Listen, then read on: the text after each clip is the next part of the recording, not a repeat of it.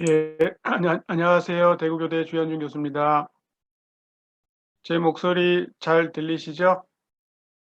네, 잘 들립니다, 교수님. 잘 들리시나요? 네, 잘 들립니다. 예, 제가 저기 연구년 중이래 가지고 집에서 하느라고 핸드폰으로 연결하려다가 급하게 노트북을 빌렸는데 그게 잘 되는지 확인을 안 해가지고 걱정 좀 스럽습니다. 중간에 잘 안 들리면은 말씀을 해주세요. 말씀드릴 논문은 사실 벌써 2년 전에 학회에 발표했던 논문인데요. 어, 논문을 발표해 놓고 상당 기간 시간이 흘러가지고 뭐 좀 잊어버리고 있었는데 어, 학회에서 한번 그 세대교류위원회에서 한번 소개를 했으면 좋겠다라고 말씀을 해주셔가지고 오늘 이 자리에서 말씀을 드리게 됐고요. 그 논문 제목을 보시면 뭐 금방 어떤 내용인지 상상이 가시겠지만은 그 저의 주 전공이면서 제가 주로 공부하는 교장 리더십에 관련된 연구물 중에 양적 연구로 수행된 그 연구물에 대해서 좀 한번 다시 살펴보는 그런 논문이 되겠고요.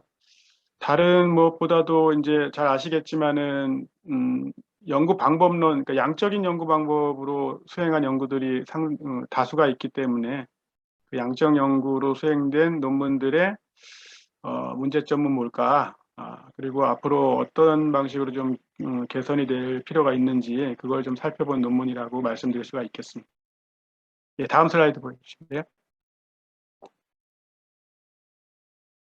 그, 그 슬라이드를 좀 보내라고 그러셔가지고 이번에 있는 주요 내용을 달랑해서 보내려고 했다가 사실은 저 1번의 연구 배경이라고 제가 써놨는데 이거를 설명을 안 드릴 수가 없을 것 같아가지고 연구 배경을 먼저 말씀을 드리고 제가 왜 이 논문을 구상을 하게 됐는지 그리고 연구를 하는 과정에서 고민이 참 많았는데 왜 그런 고민을 하게 됐는지 그리고 중간에 처음에 생각했던 연구 과정, 연구 설계하고 바뀌게 된 부분들이 있는데 그 부분을 먼저 설명을 드려야 될 것 같아서 오늘 말씀드릴 컨텐츠의 1번은 연구 배경으로 했고요.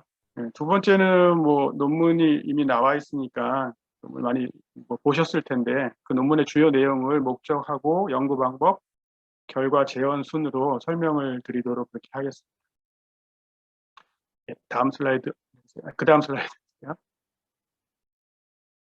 어, 많은 연구 중에 이제 연구 동향 분석 논문들이 꽤 많이 있죠. 특히 그 연구 주제가 이제 많은 분들이 관심을 가진 연구 주제 같은 경우에 연구 그 결과들이 많이 축적되어 있는 경우에 연구의 트렌드를 분석하는 논문들이 꽤 있습니다. 그리고 잘 아시겠지만은 교육행정학의 연구 트렌드 분석을 쭉 해보면은 일관되게 나온 결론이 하나 있죠. 그 교장 리더십, 학교 조직론과 관련된 그 리더십 연구가 교육행정학 연구 주제 중에 많이 연구가 됐다. 역사적으로 지금까지도 비중이 높다라는 거고요. 그거를 이제 지적을 하시면서 특정 주제에 너무 집중되어 있는 문제를 많이 말씀을 하시더라고요. 물론 저도 뭐 연구 동향 관련된 논문을 어, 쓰기는 했는데 그 어떤 주제가 많은 높은 빈도를 가지고 높은 비중을 가지고 있어서 문제가 된다라는 결론을 대부분 내고 있는데 물론 그것도 문제일 수 있죠. 근데 그 단순히 이제 빈도가 높아서 문제라기보다는 그 논문의 어떤 질적인 부분을 따지는 트렌드 분석은 없는 것 같아가지고 그 교장 리더십 연구를 많이 했다고 하는데 그 연구가 잘 되는지를 왜 살펴본 연구는 없을까 이런 생각을 좀 가지게 됐고요. 두 번째도 트렌드 분석에서 항상 나오는 거죠. 양적 연구가 많았냐, 질적 연구 많았냐, 뭐 문헌 연구가 몇 퍼센트냐 이런 얘기 많이 하는데 특정한 인식론으로 연구를 많이 해왔다. 물론 다양한 인식론이 필요하긴 한데 특정한 인식론의 빈도가 높았다라는 그런 지적을 생각을 하면서 그 인식론을 좀 잘 적용을 했는지 이런 거는 왜 들여다보지 않았을까? 예, 그런 고민을 하면서 이 논문을 처음에 이제 구상을 하게 됐다라는 그런 말씀이고요. 세 번째는 항상 이제 논문을 쓰기 전에 저희가 선행 연구를 많이 찾아보지 않습니까? 선행 연구를 찾아볼 때마다 뭐 이런 생각을 하죠. 이 정도로 쓰면은 학술지에 게재될 수 있겠다라는 그런 생각을 하게 되는데, 그런 생각을 하면서 선행 연구를 찾아보면서도 이 논문은 어떻게 이 학술지에 게재가 되지? 이런 생각을 할 때가 가끔 있어요. 자주는 아니지만. 예, 그래서 선행 연구가 어떤 후속 연구자들한테 길잡이 같은 역할을 하는데, 과연 교장 리더십의 양적 연구, 이제 인식론, 실증주의 인식론을 쓴 연구가 많다고는 하는데 그 연구는 정말 잘 썼을까? 이런 거를 한번 들여다보면 어떨까라는 그런 생각에서 논문을 이제 구상을 하게 됐습니다. 근데 사실 구상은 한 5년 전부터 했는데 실질적으로 쓰는데 마음을 결정하는 데까지 시간이 오래 걸렸어요. 이 논문을 써도 될까? 이미 뭐 그 블라인드 리뷰를 거쳐가지고 학술지에 게재된 논문들인데 제가 감히 그 논문 중에 논문들의 내용이 좀 문제가 있다라고 얘기하는 것이 또 다른 문제를 야기시키는 건 아닐까라고 생각이 들어가지고 진짜 한 5년 동안 쓸까 말까를 고민하다가 용기를 내 가지고 2년 전에 썼던 그런 논문이 되겠습니다. 그 다음 슬라이드 보시죠. 그래서 연구하는 내내, 논문 쓰는 내내 두 가지 딜레마에 빠져 있었는데 여기 첫 번째 실명, 익명이라고 적어놓은 거는 첫 번째 연구를 시작할 때는 실명으로 하고 싶어서, 그러니까 그 분석 대상 논문을 실명으로 얘기하고 그 논문의 어떤 부분이 좀 이상한 것 같다 이 얘기를 하려고 했었고요. 그 이야기를 그 오른쪽에 보시면 질적, 양적이라고 적어놨는데 그냥 제가 부분 기술을 하고 싶었어요. 요런 논문의 요런 내용들은 조금 살펴볼 필요가 있고 다시 볼 필요가 있고 좀 잘못된 것 같다 이런 식으로 좀 쓰려고 했었는데 그러려다 보니까 주변에서 그렇게 하면 안 된다라고 막 걱정을 많이 해주셔가지고 중간에 익명으로 바꿨습니다.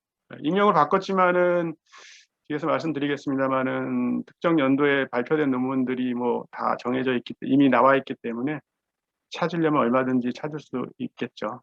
그래서 분석 대상의 논문의 공개 여부를 할지 말지가 논문을 마지막까지 쓰는 동안 마칠 때까지 고민된 부분이었고요. 그 아무래도 당사자, 그러니까 그 분석 대상이 된 그 연구자 입장에서 보면은 기분이 좋을 리가 없을 거고, 또 제가 무슨 뭐 양적 연구의 대가도 아닌데 문제를 지적하는 것이 좀 적절하지 않은 것 같기도 하고 여러 가지 입장들이 있어가지고 익명으로 하게 됐다라는 그런 말씀이고요. 질적으로, 그러니까 질적이라는 표현이 맞는지 모르겠는데 그 문제와 과제를 제 입장에서 제가 가지고 있는 지식 안에서 풀어서 설명하는 방법을 할까 했었는데 그거보다는 뭐 양적으로 좀 점수를 매겨보는 방법, 그 방법이 좋겠다라는 코멘트가 있어가지고 그 스케일 척도를 만들어 가지고요, 점수를 좀 매겨봤습니다. 그 다음 슬라이드. 그래서 처음에는 이제 실명으로 한번 해서 1인 분석은 이제 저 혼자 이제 문제를 좀 이야기를 하고 그런 식으로 하려고 구상을 했다가 연구가 진행되는 과정 중에 분석 대상은 익명으로 하기로 변경이 됐고요. 저 혼자 하려다 보니까 그 질적으로 했으면 아마 저 혼자 했을 텐데 점수로 이제 나름대로 이제 논문들을 평가하려다 보니까 세 분의 연구 평가하실 분들을 섭외를 해서 같이 논문을 평가해보고 평균을 내보고 하는 그런 방법으로, 평균이 아니고 점수를 내보고 맞춰보는 그런 과정으로 연구를 진행을 했다라는 말씀을 드리겠습니다. 그 다음에 여기 주요 내용인데 논문이 이미 나와 있어가지고 간략하게만 말씀을 드릴게요. 연구의 목적은 앞서서 말씀드린 것처럼 특정한 인식론으로 교장 리더십 연구 주제가 많이 연구가 되어 있고 지금도 많이 연구를 하고 있는데 단순히 그 빈도가 높다라는 그런 트렌드 분석을 넘어가지고 통계기법을 제대로 적용했는지 그리고 혹시 오류나 문제점은 없는지 이걸 좀 확인하고 싶었고요. 그래서 이제 후속 아까 선행연구 말씀을 드렸습니다만은 그런 문제점들이 좀 반복되지 않도록 후속 연구를 위한 어떤 악순환이라고 표현을 했는데 선행 연구를 보고 이제 참고를 많이 하니까 선행 연구가 좀 올바른 방향을 제시해 줘야 되지 않을까라는 그런 목적으로 연구를 수행하게 됐습니다. 다음 슬라이드 넘겨주세요. 분석 대상 기간을 정할 때 좀 고민이 많았는데 뭐 아시겠지만은 뭐 80년대, 90년대까지만 해도 뭐 회귀 분석이라든지 뭐 아주 간단한 그 통계 분석을 많이 사용을 하다가 2000년대 초반 넘어서부터는 소위 말하는 이제 고급 통계라고 표현하는 분들이 있는데 그 통계 방법들을 많이 쓰시는 것 같아서 예전에 초기에 어떤 그 통계 방법의 문제를 얘기하기보다는 최근에 이제 많이 쓰는 그런 연구 방법을 좀 들여다볼 필요 있다고 생각을 해가지고 기간을 그렇게 설정을 했고요. 2009년부터 2019년까지 우리 교육행정학 연구에 게재된 교장 리더십을 주제로 한 변인 간의 관계 분석을 한 논문을 좀 추려가지고 들여다봤다라는 말씀을 드리겠습니다. 총 32편이 여기에 해당이 됐고요. 여기서 뭐 여기는 안 적어놨습니다만은 사실은 박사학위 논문이나 석사학위 논문 빼고 학위 논문까지도 한번 들여다볼까라고 생각을 했는데 아까 말씀드린 것처럼 여러 가지 이제 이해관계가 있고 좀 이미 검증이 돼서 이 발표된 논문들에 대해서 다시 문제 제기를 한다는 게 좀 조심스러운 부분이 있어가지고 학술지 논문에 한정해서 이야기를 했습니다. 그 다음에 예, 분석 기준인데 해린저 2014 이거는 사실은 힌트를 얻긴 했는데요. 이게 뭐냐면은 해린저 2014는 그 교장 리더십의 그 양적 연구를 한 교장 리더십의 트렌드, 그러니까 연구 동향을 분석한 논문들을 재분석한 거예요. 근데 그 분석을 하면서 나름대로의 그러니까 양적 연구를 한 교장 리더십 연구 트렌드 분석을 재분석한 거니까 여기 연구 목적 이론적 틀과 같은 이런 7가지 기준을 세워놓고 뭐 점수를 매기는 그런 방법을 나름대로 이제 개발을 해서 제시를 해놓고 그걸 활용해서 연구를 했습니다.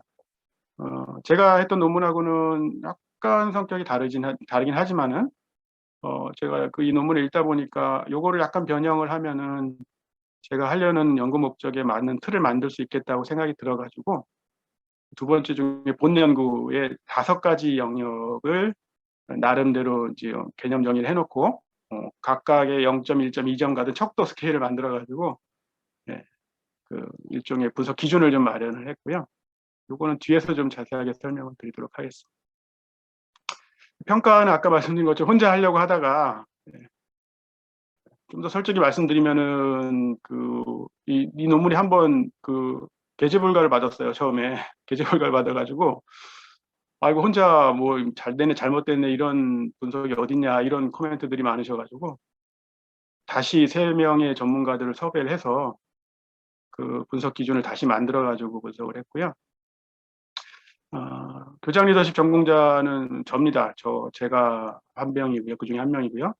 저희 교육행정학 분야 중에서 연구 방법론, 양적 연구 방법을 전문적으로 하신 교수님 한 분을 섭외를 했고, 그 다음에 여기 통계학을 하신 교수님을 어렵게 섭외를 해가지고 분석을 좀 평가를 좀 부탁을 드렸습니다. 그래서 32편의 논문에 대해서 3명이 각자 점수를 한번 매겨봤고요. 다행히 0점부터 2점까지인데 이 2단계 이상 차이 나는 평가 결과는 없었고 한 단계 정도 차이 나는 평가가 한 2개인가 뭐 그 정도 있었어요. 그래서 제3의 평가자를 하지 않고 다시 모여가지고 각자 재평가를 해보고 논의를 해가지고 합의를 맞춰서 최종평가 점수를 반영을 했습니다. 예, 그 다음 슬라이드. 아까 말씀드린 분석 기준인데 5가지 분석 기준에 따라 가지고 일종의 루브릭 같은 걸 만들었어요. 그러니까 뭐 충족 여부를 미충족, 부분적으로 충족된 거, 그다음에 뭐 완전히 충족됐다고 볼 수 있는 거를 점수화를 해가지고요.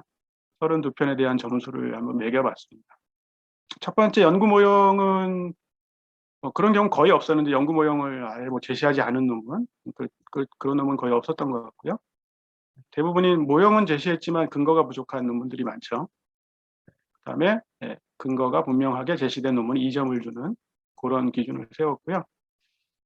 표집 같은 경우에는 뭐 표집의 어떤 과정이라든가 설명이 생략된 그 논문들이 가끔 있었고,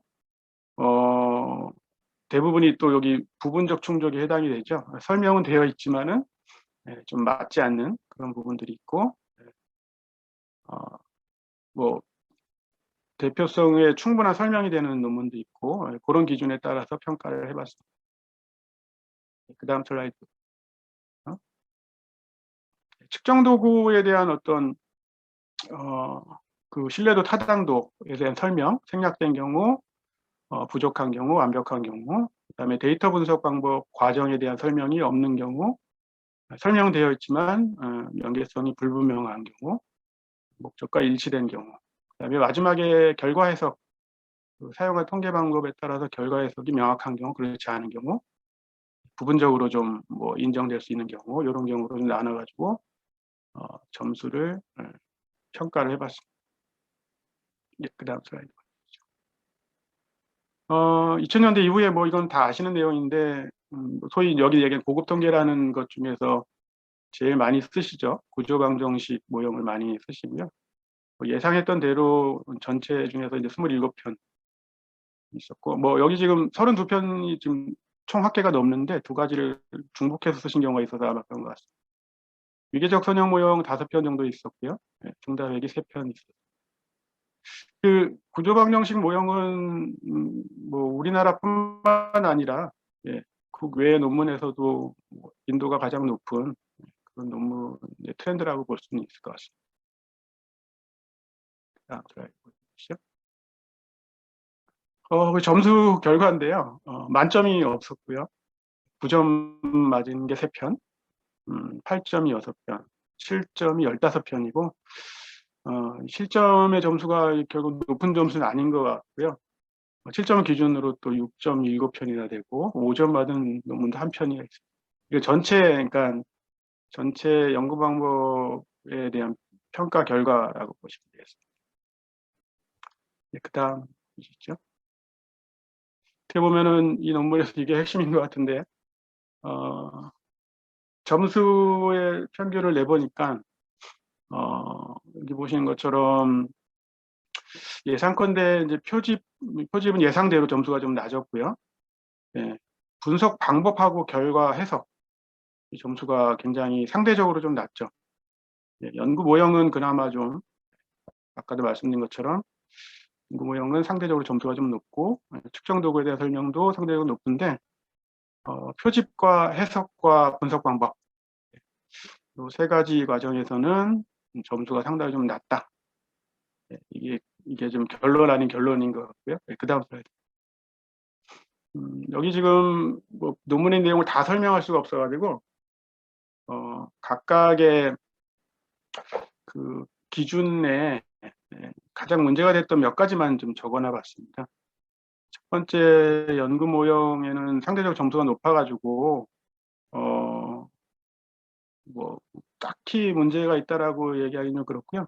이론적 근거가 좀 빈약한 논문이 아무리 읽어봐도 3명의 평가자가 동일하게 지금 평가를 했었는데, 이론적 근거가 좀 기반이 좀 뭐라 그럴까요? 좀 명확하지 않은 그런 논문이 좀 있었다라는 그런 거고요.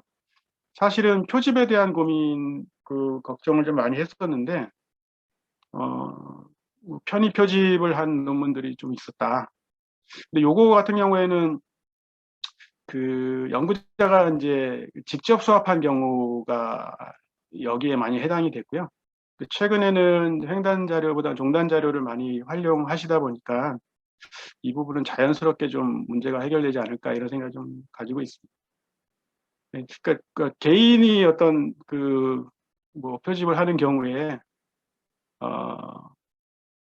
뭐 논문에는 그렇게 안 써놨는데 실체를 잘 들여다보면 편의 표집을 한 경우가 많이 있는 것 같은 그런 평가를 하게 됐습니다. 그다음 측정 도구에 대한 정보가 뭐 부족한 논문들이 좀 있었다. 고요. 뭐 이 부분 측정 도구도 상대적으로 좀 평균 점수가 좀 높아가지고 크게 문제되진 않았습니다만은 그런 좀 한계가 좀 있었던 것 같습니다. 그 다음에 이제 분석 방법. 대부분이 이제 구조 방정식, 그러니까 위계적 선형 모형에서 논문들은 대체적으로 잘 충족해서 잘 쓰신 것 같은데, 이 분석 방법, 구조 방정식 모형을 쓰신 방법으로 쓴 논문 중에는 여러 가지 문제점들 뒤에서 자세하게 설명드리겠습니다만 그런 방법들이 좀 나타났다라고 보시면 되겠습니다. 결과 해석에서는 아무래도 인과관계라고 막 해석을 붙여 놓으셨는데 그 상관관계 정도인 것 같은데 인간관계까지 너무 해석을 하신 게 아닌가라는 경우를 많이 봤고요. 그것도 뒤에서 다시 한번 설명드리도록 하겠습니다. 그래서 구조방정식, 그러니까 위계적 선형 모형 편수가 5편이었는데 구조방정식 모형 논문이 다수를 차지했고요. 그래서 평균 점수도 위계적 선형 모형은 구조방정식 모형 쓴 것보다는 좀 높게 나와가지고 구조방정식 모형으로 쓴 논문들에 좀 고쳐야 될 부분들이 많이 있겠다라는 생각이 들었고요. 전체 평균보다도 보시면 되면 해석, 분석 방법, 표집 점수가 낮죠. 연구 모형 측정 도구에 있어서도. 전체로 봤을 때 평균하고 구조방정식 모형만 따로 떼서 나서 봤을 때 평균이 낮다. 구조방정식으로 쓴 논문들이 도대체 뭐를 잘못했는지, 잘못했던 편서도 뭐가 좀 고쳐야 되는지 그거를 좀 추가적으로 설명을 좀 드려보겠습니다. 뭐 탐색적 요인 분석 해가지고 주성분 분석 많이 대부분 이렇게 써놨어요. 논문에 써놨는데 왜 그럴까 생각해 보니까 구조방정식으로 처음 논문을 쓰셨던 분이 아마 이거를 이런 식으로 소개를 해가지고 그런지 그 다음 나온 논문들 똑같이 이렇게 쓰시는 것 같은 성향이 좀 있어서 반복적으로 대다수가 주성분 분석을 활용을 하는데 주성분 분석하고 탐색적 요인 분석은 근본적으로 다른 분석 방법인데 좀 혼돈해서 쓰는 게 아니다. 그런 거를 좀 지적을 하고 싶었고요. 그다음에 여기 지금 제가 3가지만 적어놨는데 그 요인 분석 과정에서 보면은 문제가 좀 많이 있는 것 같아요. 세 번째 거 먼저 한번 보시면은 대부분의 논문에서 베리막스 막 써놨잖아요. 삼각검증, 사각검증이 있는데 직각회전하고 사각회전이 있는데 베리막스는 이제 직각회전으로 하는 거죠. 그래서 직각회전은 그 요인들이 서로 독립적이라는 이제 전제 조건 하에서 사용하는 걸로 제가 알고 있고요. 그런데 우리가 하는 사회학, 교육학에서 그 요인들의 상관이 0이라는 독립적이라는 그런 가정이 매우 비현실점에도 불구하고 다수의 논문에서는 베리막스로 돌리고 있다. 그래서 이것도 마찬가지로 아마 그 선행 연구에서 처음에 논문을 이렇게 써주신 분이 이 베리막스의 주성분 분석을 해서 그 후속 연구자들이 참고를 해서 하지 않았나 그런 생각을 해보게 됐습니다. 두 번째 모형 적합도 지수도 적합도가 낮은 모형을 최종 모형을 선택하면서 그에 대한 설명이 좀 없는 경우, 그런 경우가 좀 있어가지고 이 분석 방법에서는 뭐 여러 가지 것들을 고민을 좀 더 해봐야 되겠다라는 생각을 하게 됐고요. 여기 한 가지 더 빠졌는데 최대 우도법, 요인 분석 중에 가장 많이 활용하는 방법, 최대 우도법하고 주축 요인 추출법 뭐 이런 것들이 있죠. 근데 이 두 가지도 사실 기본 과정에서 많은 차이가 있지 않습니까? 수집된 자료를 중심으로 한다든지 모집단을 한다든지 뭐 그런 것들이 차이가 있는데 그런 것들에 대한 고민 없이 좀 선행 연구를 참고해서 기계적으로 쓰지 않았나 그런 생각을 좀 하게 됐습니다. 예, 그다음 보시죠. 그다음에 이거는 꼭 말씀드리고 싶었던 건데 인과관계로 해석을 다 해놨어요.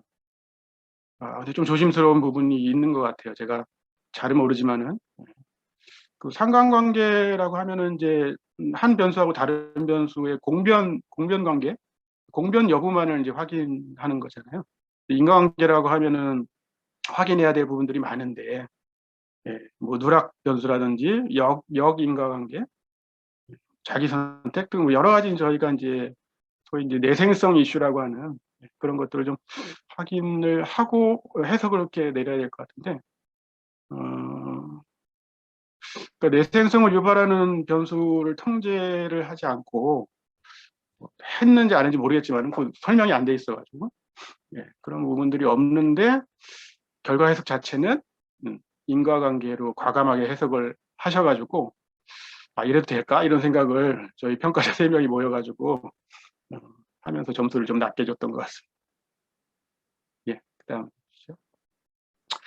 그래서 뭐 좀 조심스럽긴 한데 왜 이런 일이 벌어졌을까? 왜 이런 일이 벌어졌을까를 생각을 하면서 4가지 정도 좀 우리가 앞으로 고민을 했으면 좋겠다라는 것을 논문의 마지막에 이제 적어봤고요. 첫 번째는 특정 통계법에 편중돼 있다. 이게 뭐 연구 주제도 그렇지만은 연구 방법도 뭐 일종의 유행을 좀 타는 것 같아요. 이 연구 방법이 요즘 유행이니까 그 방법으로 논문을 써야 되지 않을까 이런 생각을 저도 했고요. 많이 하는 게 아닌가 하는 생각이 좀 들고요. 특정한 인식론, 연구 방법론 이거에 대한 고민을 다시 해봐야 되지 않을까라는 생각이 좀 들고요. 두 번째는 오른쪽에 그 질적 수준 편차라고 했는데 아까 점수 평균 낸 거 보시면은 논문에 따라서 좀 편차가 좀 많이 있죠. 잘된 논문도 있지만은 중간 수준도 있고 아래 수준도 있고 그래서 분명히 똑같은 블라인드 리뷰 과정을 거쳤는데 왜 이런 차이가 난 논문들이 등재지에 이렇게 나왔을까? 그 심사 과정에서 좀 엄밀하지 못하지 않았을까? 이런 고민들을 좀 해봤고요. 뭐 저도 학회에서 논문 심사 많이 합니다만 제가 할 수 없는 주제 또 제가 잘 모르는 연구 방법 이런 것들은 못한다고 돌려보내는데 특히 최소한 연구 방법 관련된 거는 그 3명의 평가자 중에 연구 방법 부분은 좀 그 분야의 전문가들한테 심사가 갈 수 있도록 했다면은 어, 제가 들여다본 논문의 어떤 질적 수준의 편차는 좀 최소화되지 않았을까 그런 고민을 하면서 학술지 심사 과정이 뭐 공정하게 이루어지고 있습니다만은 연구 방법의 전문성을 좀 고려한 심사자 선정이 있었으면 좋겠다 그 생각을 좀 한번 해봤고요. 그 다음에 문제 C 3번째 거는 통계 방법의 오류가 반복되고 있다. 뭐 약간 애둘러 가지고 모방적 동영화라고 써놨는데 선행 연구가 그만큼 중요한 역할을 하기 때문에 좀 조심스럽게 논문을 써야 되고 등재 학술지에 게재된 논문들이 뒤에 오는 연구자들한테 그만큼 중요한 영향을 미친다. 그래서 뭐 잘못됐다는 표현이 맞는지 모르겠는데 약간 수정이 요구되는 논문이 게재가 되면은 그거를 보고 또 후속 연구자들이 반복적으로 따라할 수 있다라는 거죠. 그런 부분들이 좀 조심스러워야 되지 않을까라는 생각을 해봤고요. 마지막에는 그 연구 방법론에 대한 대학원 교육과정. 저희 때만 해도 지금은 그래도 좀 약간 전문화되고 연구 방법론의 그 학습을 할 기회도 많이 생기고 한 것 같은데 저희 때만 해도 진짜 뭐 특히 통계 같은 경우는 선배들 어깨너머로 배우고 예, 어디 가서 뭐 좀 도움받고 그런 일들이 너무 많았던 것 같고요. 연구방법론 교육 과정이 사실 이제 뭐 세미나라든지 학회에서 주관하는 세미나라든지 이런 거 말고 정규 교육 과정에서 엄밀하게 좀 이루어질 필요가 있겠다. 그러려면은 이제 이 연구방법론을 강의하는 교수님의 전문성이 좀 높아져야 되겠죠. 그런 부분들이 아마 전반적으로 뭐 양적 연구만 들여다봤습니다만 질적 연구도 아마 더 마찬가지일 겁니다. 그런 부분들이 좀 이 분석 결과를 토대로 앞으로 우리가 좀 고민을 해보면은 좀 더 좋아지지 않을까라는 생각에서 제언으로 이제 적어봤습니다. 예, 여기까지죠. 예, 고맙습니다.